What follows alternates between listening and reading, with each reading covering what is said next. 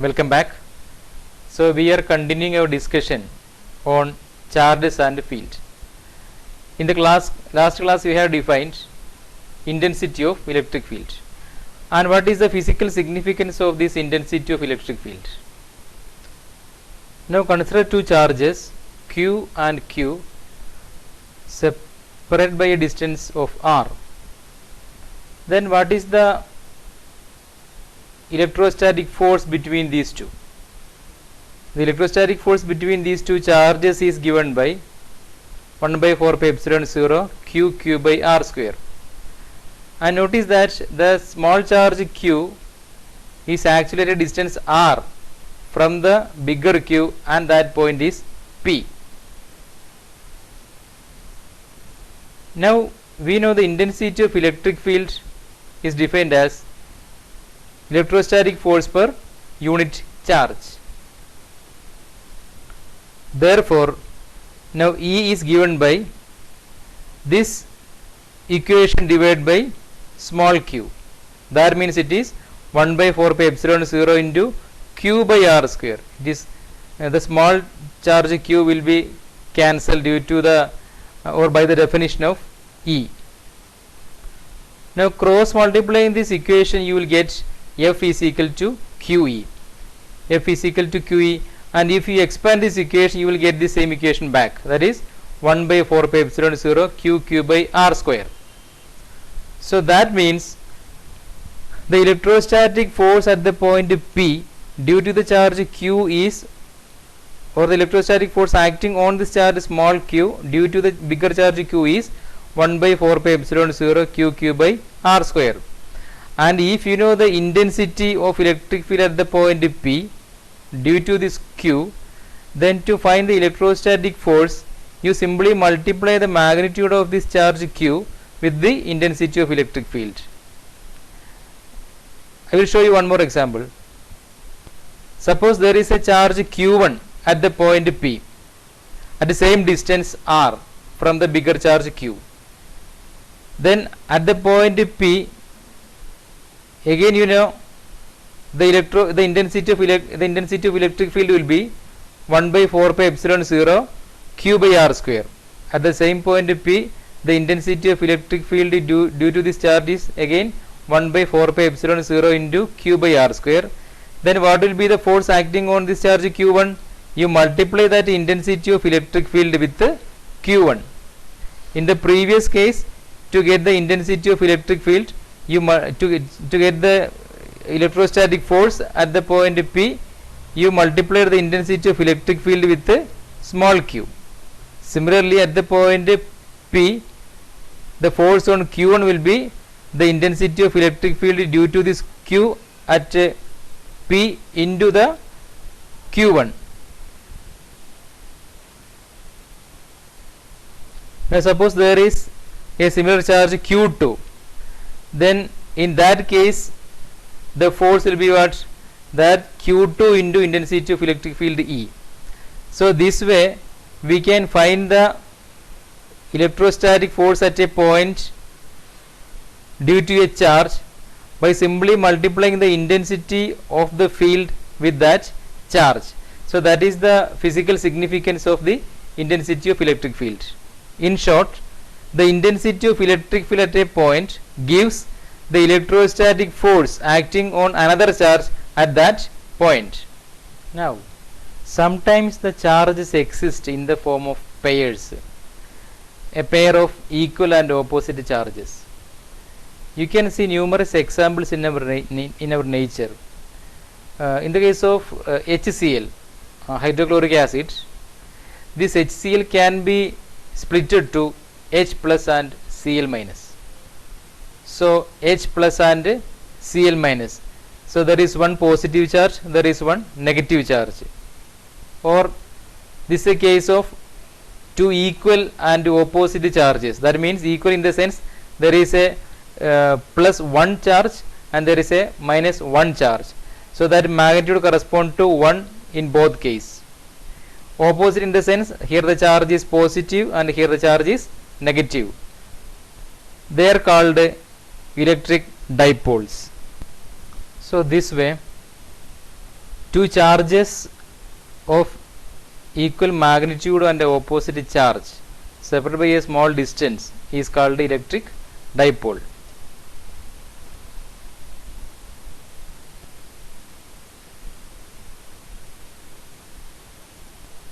So we have seen that when a charge is placed somewhere in air or vacuum or in some medium, another charge will experience some kind of force very close to the first charge. If the first charge is a positive charge and the second charge which is bringing towards this positive charge is another positive charge, then there will be a repulsive force between these two charges. And if the second charge is a negative charge, then there will be an attractive force between the two charges. So the situation is like this. There is a positive charge somewhere here in the vacuum. Then you are bringing a small positive charge close to this charge. That means suppose the charge is placed somewhere here. This is also positive. Then this charge will be experiencing a force due to this plus Q. And if the charge that you are bringing is a negative charge, then there is a attractive force between these two charges. But far away from this positive charge, this plus Q charge or this minus Q charge will not experience any force. That means there will be some region around this positive charge in which another charge, it could be a plus Q charge or say a plus Q1 charge or a minus Q1 charge, will experience some kind of force. So this region around a charge in which another charge will experience a force is called electric field. That is, the space around a charge in which another charge experiences some kind of force is called electric field. So around this plus Q there is a space in which this plus Q1 will start to experience a repulsive force. Similarly, the space around this plus Q in which this minus Q will experience an attractive force is the electric field of this plus Q charge. Now the question is how to visualize this electric field. So in order to visualize this electric field, Michael Faraday introduced the concept of electric lines of force. So what are these electric lines of force? Suppose that there is a plus 1 coulomb charge placed here. When a plus 1 coulomb charge is placed very close to this plus Q, it will be repelled away. It will be repelled away along a straight line. So it will be repelled away along a straight line as shown here. Now suppose that plus 1 coulomb is placed somewhere here. Then again that plus 1 coulomb charge will be repelled away like this. So this way, if you keep this plus 1 coulomb charge wherever around this plus Q charge, you can see this always being repelled away. So these directions of this the plus 1 coulomb charge moves represent the electric field or electric lines of force due to this plus Q charge. Now similarly, if you keep a plus 1 coulomb charge close to a negative charge, it will be attracted towards this minus Q charge. So in this case, it is moving towards the minus Q charge. And suppose the position of the charge is somewhere here, that plus 1 coulomb charge is placed somewhere here. In this case also, this plus 1 coulomb charge will be moving towards the minus Q. So this direction represents the electric field line due to this minus Q. So around this minus Q, you can imagine a lot of electric field lines which are coming towards this minus Q. And for a positive charge, you can imagine a lot of electric field lines which are moving away from this plus Q. So these represent the electric lines of force due to plus Q and minus Q. The situation is like this. So if there is a plus 1 nanocoulomb charge somewhere here in the space, you can see the electric lines of force are like this. Okay, so wherever you keep a plus 1 coulomb charge around this positive charge, you can assume that, or you can imagine that those plus 1 coulomb charge will be moving away because of the repulsion due to this plus charge. And now suppose that you are keeping a minus charge somewhere here in this space, and a plus 1 coulomb charge is placed somewhere here, and that will be attracted towards this negative charge. So this represents the direction of electric field lines due to a negative charge, and this represents the direction of electric field lines due to a positive charge. Now consider the case where both charges exist. So it is like this. So from the positive charge, the field lines are starting and they will be reaching the negative charge. So the starting point is always from the positive charge, and these are ending at a negative charge. And those field lines which are not going towards the negative charge are going like this. Now suppose there are two positive charges. Now this is the picture.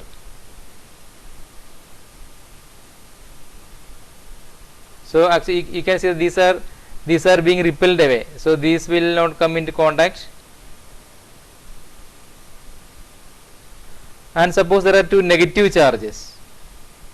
Instead of two positive charges, suppose there are two negative charges. So the picture is like this. Right? These are moving towards, so this one is coming and moving towards this negative charge. This field line is coming and it is moving towards this negative charge. Okay. So these will not be starting and finishing at these charges, but all the charges are ending at the negative charge. All the field lines are ending at the negative charge. Now there are some properties for these electric lines of force. First one is electric lines of force are imaginary lines, because it is the path taken by an imaginary positive charge. Therefore electric lines of force are imaginary lines, but note that electric field is real and electric lines of force is imaginary. Then a unity positive charge placed in the electric field tends to follow the path along the field line if it is free to do so. So that is how we are getting the direction of these electric field lines. Then this is a very important point. Electric field lines of force emanate from a positive charge and end at or terminate on the negative charge. So from positive to negative is the direction of the electric field line. Then the tangent drawn to the electric field at any point gives the direction of the electric field at that point. Suppose the field line is going like this, it is curved. Then at the point P, what is the direction of electric field? You draw a tangent. So the tangent drawn at any point will give the direction of electric field at that point. Now suppose you want to find the direction of field somewhere here, and for that you simply draw a tangent. That is the direction of electric field at that point. So this way you can find the direction of electric field at any point. Then fifth point is also very important. It says that two electric lines of force can never cross each other, or electric lines of force does not cross each other. Why? Because electric field is a vector, and when two electric field lines meet at some point, there will be two directions for this electric field, and since electric field is a vector, this is not possible. At the point of intersection, there could be two directions for this field, which is impossible. Then electric lines of force are closer, or they are crowded when the electric field is stronger, and the electric lines of force spread out when the electric field is weaker. So from these two you can see here this Q charge is a stronger charge, therefore large number of field lines are present, or the field lines are highly crowded, and for the small q charge there are very less number of field lines. That means this charge is a weaker charge. Electric lines of force are perpendicular to the surface of a positively or negatively charged body, or in short, electric field lines are always perpendicular to the body of the charge. Electric field lines are perpendicular to the surface of a positively or negatively charged body. That means electric field lines are always perpendicular to the surface, and here you can see it is perpendicular to the surface. Here also at these points, the point where you are considering, it is perpendicular. Here also this is the point you are considering, it is perpendicular. This is the point you are considering, it is perpendicular. This way you can see that the field lines are always perpendicular to the surface.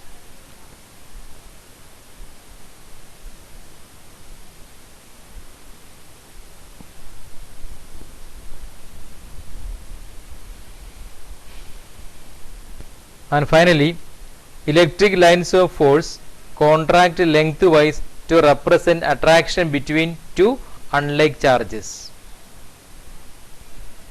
Now coming back to the dipole, for a dipole there could be electric field due to both positive and negative charges. Now suppose that this is the dipole we are considering.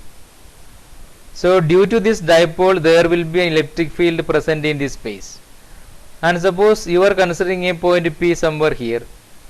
So there will be electric field due to this minus q at the point P.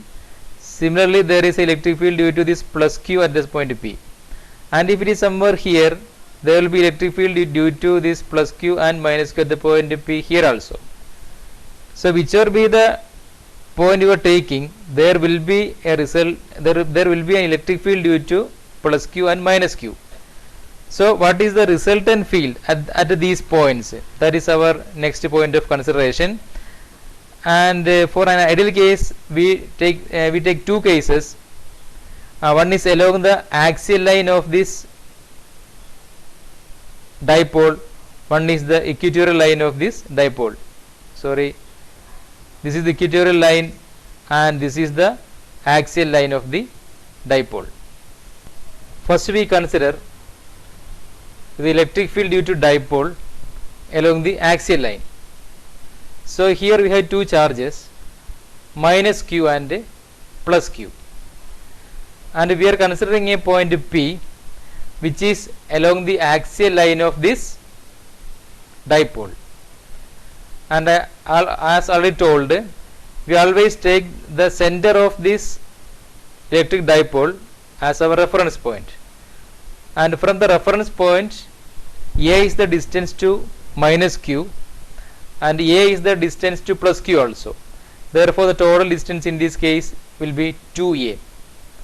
Then what is the distance between minus q and P? This a plus r or r plus a. Between plus q and P it is r minus a. Then what is the electric field at the point P due to minus q? It will be that this electric field is E1.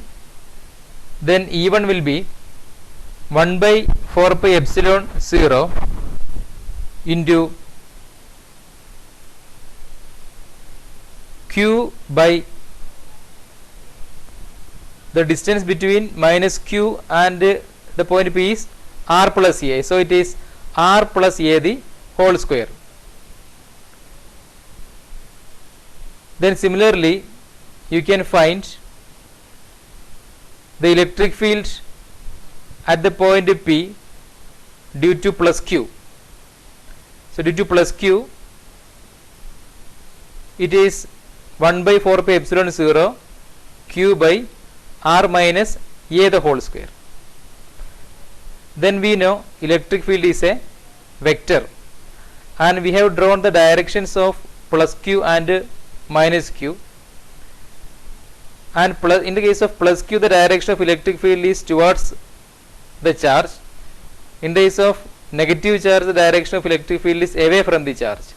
So at the point P you can see that the direction of electric field due to minus q will be towards this minus q. So with regard to the point P, it is away, because E1 is due to minus q and the field line is moving towards minus q. Similarly, due to plus q, you can see that from the plus q charge the field line is moving away. That means from plus q the field line is moving away. So with respect to the point P, it is like this. So E1 and E2 are in opposite directions, and for E1 it is towards left, and for E2 it is towards right. Now what is the resultant field at the point P? It is sum of E1 and E2. So E1 plus E2 is equal to, it is minus E1 plus E2, because electric field is a vector. Therefore if the direction of E1, if the direction of E2 is positive, if the direction of towards right is positive, the direction towards left should be negative. That is why we are taking E1 as negative and E2 as positive. Then we simply find the sum of E1 and E2,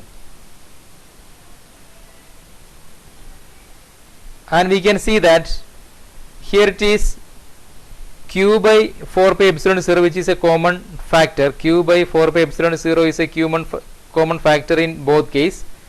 Then what is remaining on here, it is minus of 1 by r plus a the whole square. Then here it is plus 1 by r minus a the whole square. Now what is this minus 1 by r plus a the whole square plus 1 by r minus a the whole square? So this minus 1 by r plus a the whole square and minus 1 by r minus a the whole square is solved here. It will be minus of r minus a the whole square, then plus r plus a the whole square divided by r plus a the whole square into r minus a the whole square, and which can be simplified by expanding this r plus a and r minus a these whole squares, and you can see that only 4 ra will be remaining. R square and r square will cancel. It is minus r square plus r square will be cancelled. Then minus of plus a square is minus a square, minus a square plus a square will be cancelled, and what is remaining is minus of minus is plus. So plus 2ra plus 2ra is equal to 4ra divided by, this is of the form, this can be simplified, there is a square in both terms. So this square has been taken as a common factor here. So what is remaining is r plus a and r minus a. This is of the form a plus b into a minus b, that is a square minus b square, and the whole square is already present there. Now the resultant field ER will be q by 4 pi epsilon 0, which is present here. Then we get this 4ra divided by r square minus a square the whole square here. Therefore what is ER? Now this can be written as 1 by 4 pi epsilon 0 into q is here. Then this 4ra is written as 2r into 2a, 2 into 2 4, then a into ar. So as present here itself. And what is q into 2a? Q into 2a is defined as P.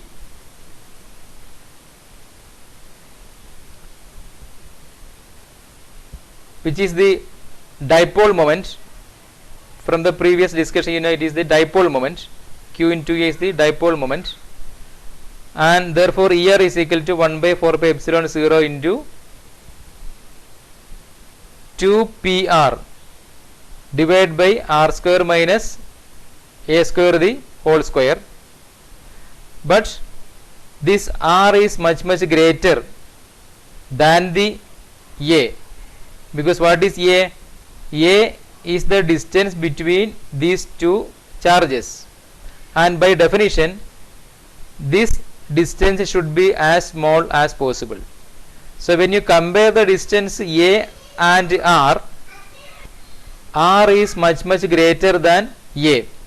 Therefore we are neglecting this A, and what is remaining is only R square. So R square the whole square is equal to R raised to 4. Therefore this R and R raised to 4 will be R raised to 4 and 1 R of R raised to 4 will be cancelled by this R, and what is remaining is R cube. Therefore ER is equal to 1 by 4 pi epsilon 0 into 2p by R cube. So this is the resultant electric field at the point P, that is the resultant electric field along the axial line due to this dipole. Similarly we can find the electric field due to this dipole along the equatorial line. So this is the electric dipole, plus Q minus Q, again as shown in the previous case this is 2A, but up to the midpoint it is A only. Then P is the point along this equatorial line, and we are going to find the field at this point P due to this plus Q and minus Q. Then you know this the electric field line due to plus Q and minus Q will have different nature. For plus Q the direction is like this, right? From plus Q the field line is moving away. So away is the direction of the field in the case of plus Q, and for minus Q you know it is towards, right? It is towards for a minus Q, it is away for a plus Q. So for minus Q you can draw the field lines towards the minus Q charge as shown here, and let this be E1 and the field due to minus Q is E2, and again E1 and E2 are vectors. So since these two are vectors, you can imagine a resultant electric field along this direction, and this E represent the resultant electric field due to E1 and E2.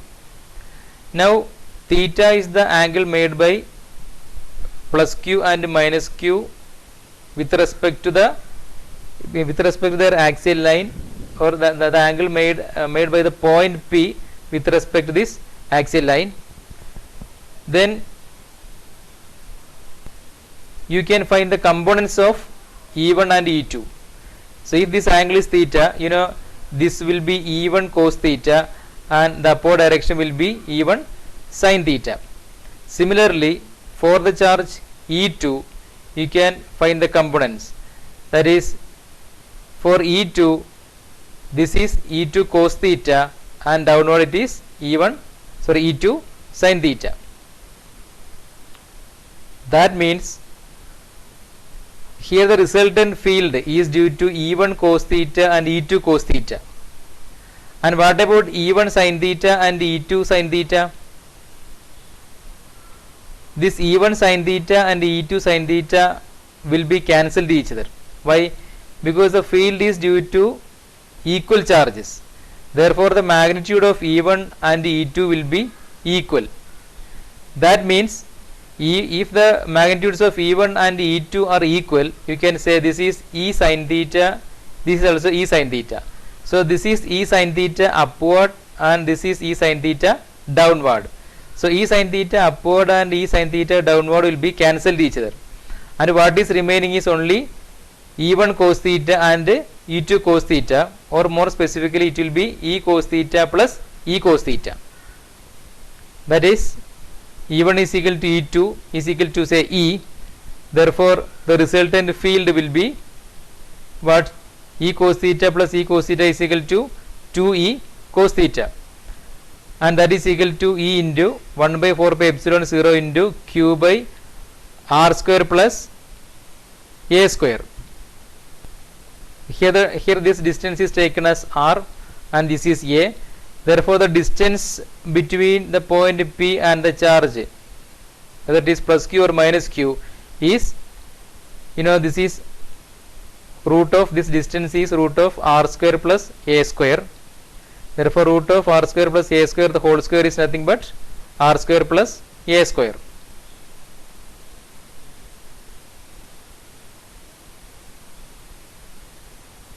Now that into cos theta, because the resultant field is this value into cos theta, it is 2e cos theta.